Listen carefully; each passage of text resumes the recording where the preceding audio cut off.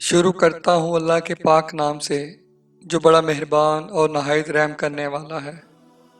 امام علی علیہ السلام رستے سے گزر رہے تھے۔ دیکھا ایک شخص الٹا سویا ہوا تھا۔ امام علی علیہ السلام اس شخص کے قریب گئے، اپنا پاؤں اس شخص کے پاؤں پہ مارا۔ جیسے ہی وہ اٹھا تو آپ فرمانے لگے، میں نے اللہ کے رسول سے سنا ہے کہ الٹا سونا جسم اور روح کو کمزور بناتا ہے۔ پیٹ کے بل سونے سے انسان جسمانی اور روحانی بیماریوں کا شکار بن جاتا ہے، اور اللہ کو ایسے سونا پسند نہیں۔ تو وہ شخص کہنے لگا، یا علی، آخر الٹا سونا کیوں منع ہے؟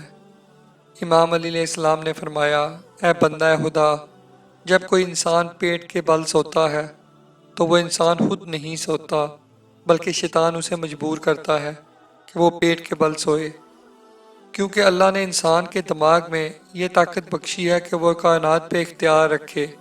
جب انسان کا دماغ مڑ کے زمین کی طرف ہوتا ہے تو جو الہام اللہ آپ کے توسل سے انسان تک پہنچانا چاہتا ہے اس سے انسان محروم ہونے لگتا ہے، اور جو اختیار انسان کے دماغ کا اس کائنات پہ ہونا ہوتا ہے اس سے انسان محروم ہونے لگتا ہے، اور یوں انسان کی روح دن بدن کمزور ہونے لگتی ہے۔ اور اس کے علاوہ الٹا سونے سے انسان کا پیٹ دبا رہتا ہے، اور یوں انسان کے ساتھ سانس کا، ہاضمے کا، اور آنے والے وقت میں وہی انسان دل کے امراض میں مبتلا ہو جاتا ہے۔ یاد رکھنا، جب بھی سویا کرو تو کروٹ بدلتے رہا کرو۔ میں نے اللہ کے رسول سے سنا کہ الٹا سونا شیطانی صفت ہے، کروٹیں بدلتے رہنا مومن کی صفت ہے۔